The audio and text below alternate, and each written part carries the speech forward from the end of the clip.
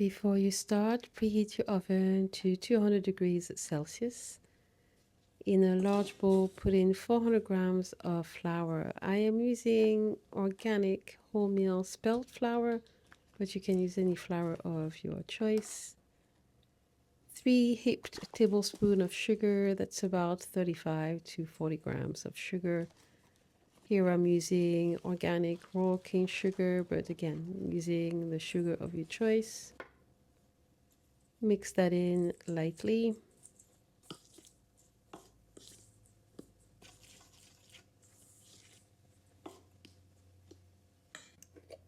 A pinch of salt. Again, mixing everything in. A tablespoon and a half of baking powder. If you are using self-raising flour, which I never use myself, you probably want to use less baking powder.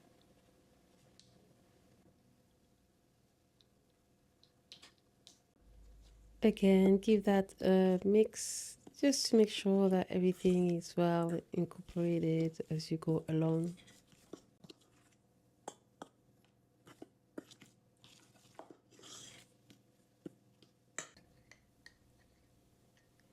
Then I'm adding 65 grams of coconut oil. I'm using organic virgin coconut oil, so it does have a taste to it. If you're not into the coconut flavor, you can substitute for vegan butter or any other oil of your choice, or even deodorized coconut oil.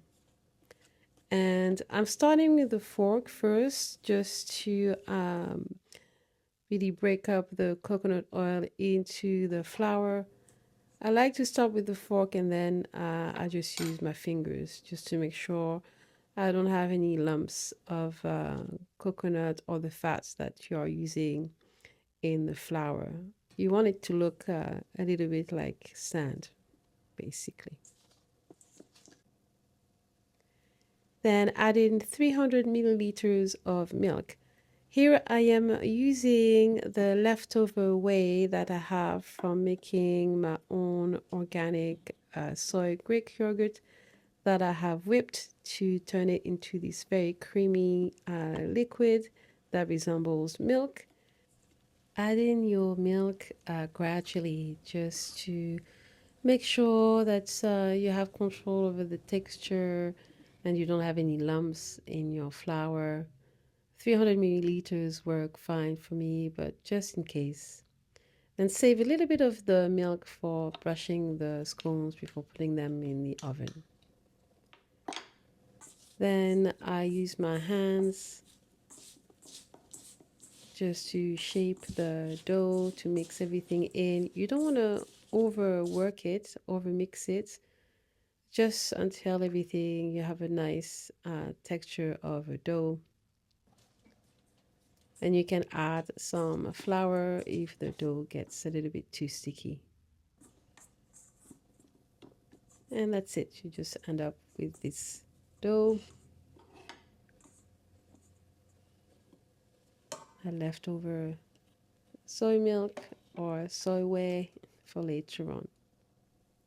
Then put a little bit of flour on your countertop or whichever working surface you are using, and shape and press down the dough until it's about 2 centimeters thick. That's about 1 inch roughly.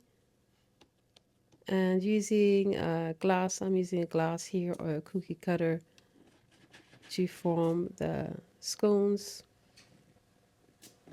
I really enjoy this part. There's just something very fun about it.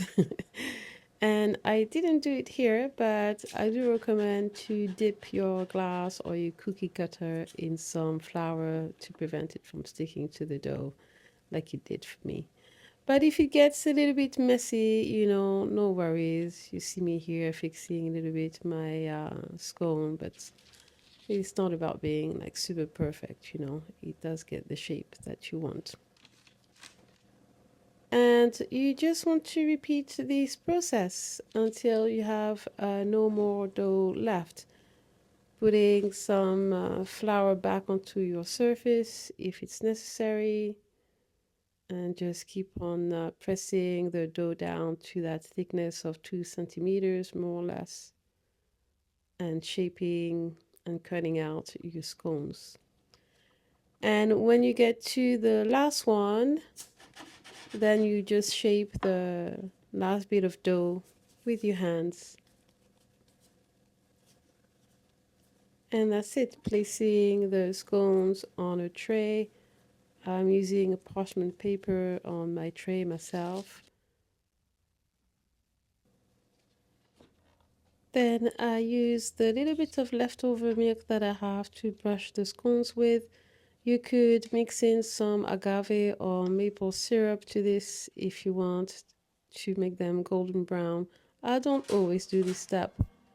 And then you bake for 10 to 12 minutes until golden brown. And look at that. So happy with this recipe. I make the scones, the non-vegan version as well, and those are just equally good. You really can't tell the difference. And they are best eaten on the day off, but this is the next day and they are still very soft, very tasty. You can warm them up a little bit in the oven if you like before eating. They will keep, like I said, for 2 to 3 days, but they also keep well in the freezer if you wrap them individually and put them in an airtight container. And you can top them with whatever you like. My favorite is the classical English topping for scones, clotted cream or creme fraiche with some jam. Here I'm using raspberry jam, but obviously the cream is not vegan, but you can find vegan cream. Or even use honey or butter, whatever you would like to use.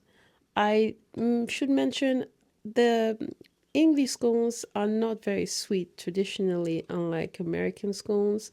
And I definitely didn't put a lot of sugar in mine just because I'm serving them with jam, which is very sweet.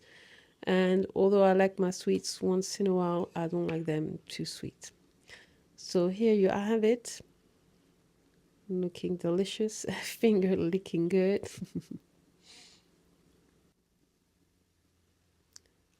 Look at that. Messy, just the way I like it. Enjoy!